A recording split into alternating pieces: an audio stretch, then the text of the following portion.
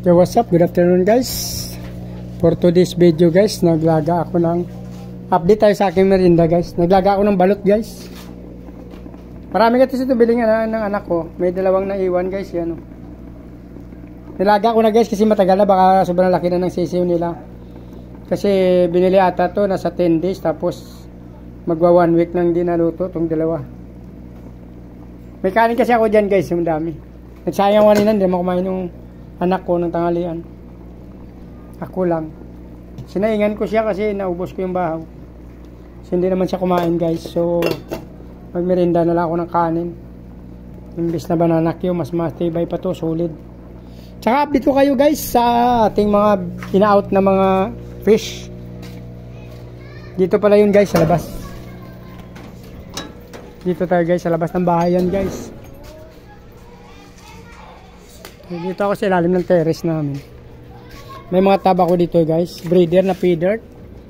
Crossbreed yan male female sa dalawang breeder, Quezon City, Bulacan. Parehas feeder. Na crossbreed natin yung male at female. Para hindi sila mag-inbreeding guys. Kaya ganun ginawa natin. Iwas inbreeding, kaya ginawa natin dyan na yung male sa kabila, nilagyan natin ng female sa kabila. Same sila guys.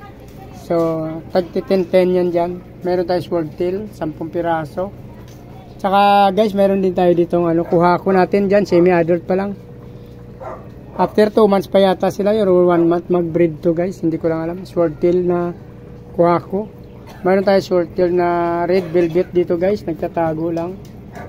Meron tayo 10 red velvet na breeder dyan guys. Tsaka ito yung mga fry natin na grow out to guys oh. Dalawang tab. Napakadami to guys. May get tag. Sandaan ko lang tag 200 bawat tab na to guys.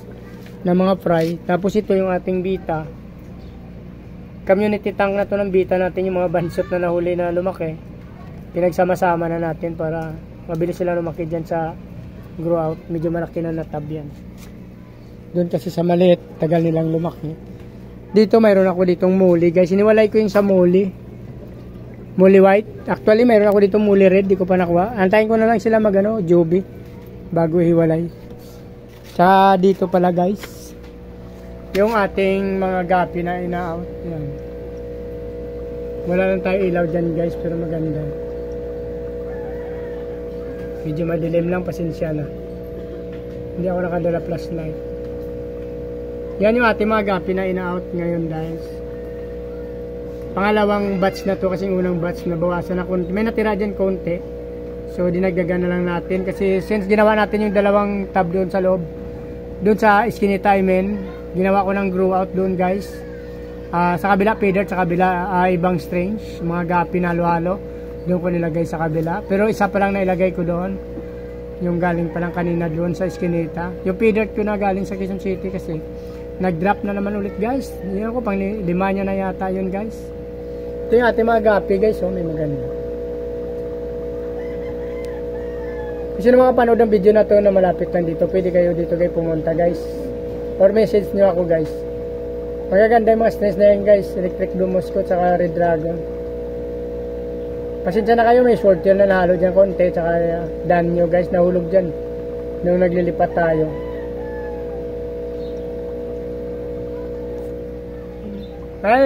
Medyo malaki na aquarium. Nilagyan natin sa aquarium dyan guys. Para nakikita sila aquarium na glass. Mayroon tayong muli. Mababa lang ating muli. Yan. Danyo. Ayun danyo natin guys. Oh.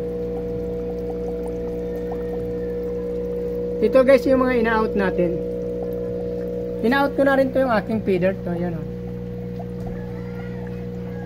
Since marami naman ako breeder na doon. 10-10. Tapos meron pa ako sa mga mineral water tub na 3 trayo. 2 trayo siguro yun, 2 pa na. Ito guys, in-out ko na itong feeder na to.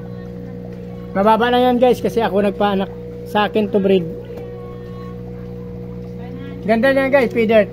Platinum Dambuer, red tail. Ganda naman tinga niya guys, ganda. Napakaganda niyan guys, na strange. Solid. Meron ako dito binibenta na isang Ito binibenta ko yung isang Black Moscow. Namatay kasi partner nito guys, breeder ko to, pero ibibenta ko to yung lalaki.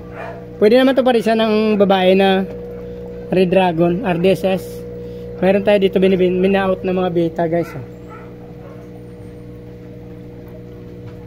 Mababa lang yung mga beta natin dito guys. Since ako naman nagpapaanak nito, breeding ko na to guys. Sariling breed ko to guys, yan.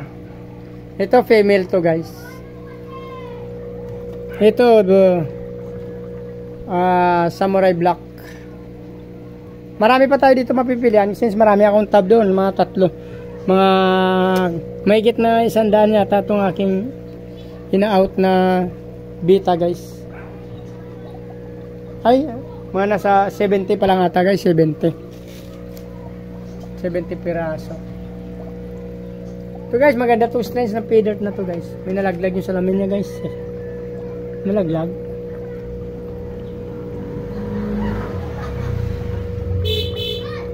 Ay, ito guys, nalaglag yung salamin na isa guys. Buti hindi tinamaan yung fish natin. Sorry. Ito kasi guys, kinukuha ko to kasi yung mga kabataan napakano, likot. Baka mabasag nila yung salamin.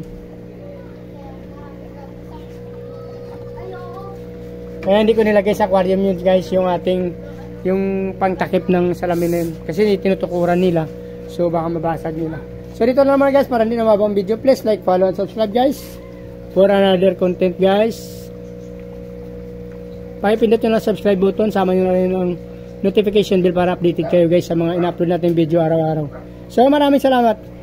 Ang gusto ko guys, mabuhay kayo hanggang gusto nyo. Maraming salamat guys. Bye bye. Merry Christmas.